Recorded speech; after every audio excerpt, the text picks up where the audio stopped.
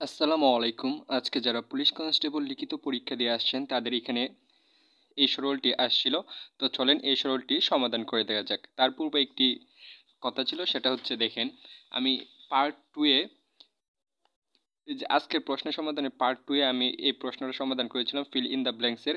তো এখানে লক্ষ্য করেন 2 নম্বর প্রশ্নটা ছিল গিভ মি, এইখানে ড্যাশ ছিল ম্যাঙ্গোস। তো এইখানে আপনারা ইচ্ছা করলে এখানে সাম দিলেও কোনো সমস্যা নেই, কারণ এটা হচ্ছে প্লুরাল। তো এখানে যদি প্লুরাল থাকে তাহলে এখানে আপনি সাম দিতে পারেন, 2 দিতে পারেন, 3 দিতে পারেন, কোনো সমস্যা নেই।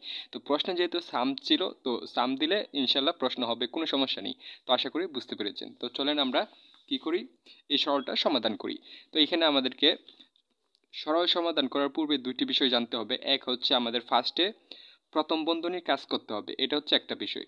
একটা বিষয় হচ্ছে আমাদের কিভাবে কাজ করতে হবে ওইটা জানতে হবে। ফার্স্টে আমাদের কোন চিহ্নের কাজ করতে হবে। তো দেখেন, সরল করার ক্ষেত্রে আমাদের ফার্স্টে কি করতে হবে, গুণের কাজ করতে হবে, তারপর ভাগের কাজ করতে হবে, তারপর আমাদের কি করতে হবে, বিয়োগের কাজ, বিয়োগ বা যোগ যে কোনো একটা কাজ করতে হবে।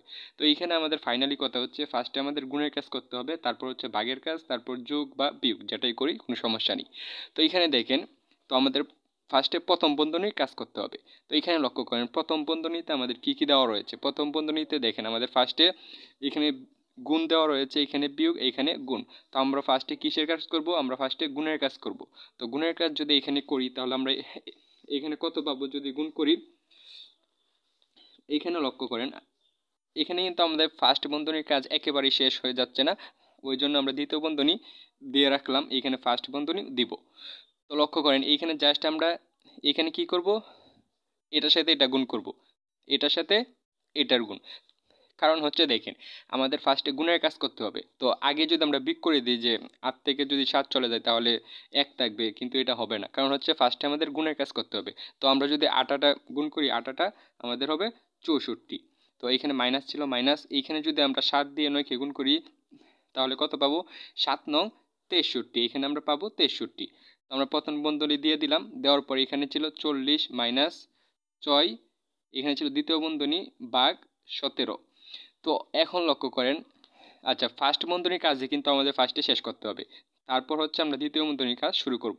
তো লক্ষ্য করেন ফার্স্ট বন্ধনীর কাজ কিন্তু এখন আমাদের শেষ হয়ে যাবে, তো আমরা দ্বিতীয় বন্ধনী তুলে দিতে পারি। তো লক্ষ্য করেন এইখানে যদি আমরা 64 থেকে 63 চলে যাই তাহলে আমরা কত পাবো, পাবো হচ্ছে গিয়ে 1। তো এখানে লক্ষ্য করেন আমরা এখানে কি করলাম, ফার্স্টে গুণের কাজ করলাম, যেহেতু এখানে ভাগের কাজ নাই, যুগের কাজ নাই, তো এখানে বিয়োগের কাজ সরাসরি, তো আমরা বিয়োগের কাজ করে নিলাম। তো এখন অনেকে বলতে পারেন যে এখানে তো ভাগের কাজ হচ্ছিল, আরে ভাই ফার্স্টে তো আমাদের প্রথম বন্ধনীর কাজ শেষ করতে হবে, তারপর অন্যগুলো নিয়ে আমরা চিন্তা করব। তো লক্ষ্য করেন আমরা যদি তো এখানে 64 থেকে 63 চলে যাই তাহলে এখানে পাবো হচ্ছে গিয়ে 1। আচ্ছা 1, এখানে যদি আমরা 1 পাই তাহলে দেখেন ব্র্যাকেটের ভিতরে এই সংখ্যাগুলোর সাথে এখানে 40 কি সম্পর্ক, কোনো চিহ্ন না থাকা মানে এটা হচ্ছে গুণ সম্পর্ক। তো এখানে আমরা গুণ সম্পর্ক দিয়ে দিব, এখানে আমাদের 40 ছিল 40, এখানে মাইনাস 6 ছিল 6, তারপর এখানে ভাগ 17 ছিল, ভাগ 17। এখন লক্ষ্য করেন আমরা যদি 40কে কত করি, 1 দিয়ে গুণ করি তাহলে কত পাবো, 40-এ পাবো। দেখেন এখানে আমাদের ফার্স্টে গুণের কাজটা করে নিতে হবে, তো আমরা 40-এ পাবো। এখানে কত ছিল, -6 ছিল, -6 দিয়ে দিলাম। এইখানে আমাদের ভাগ 17 ছিল, ভাগ 17 দিয়ে দিলাম। দেখেন এখন আমরা যদি 40 থেকে 6 মাইনাস করে দিই তাহলে আমরা কত পাবো, আমরা পাবো হচ্ছে গিয়ে 34। তো 34 পাওয়ার পর এখানে ভাগ চিহ্ন ছিল, এখানে ছিল 17।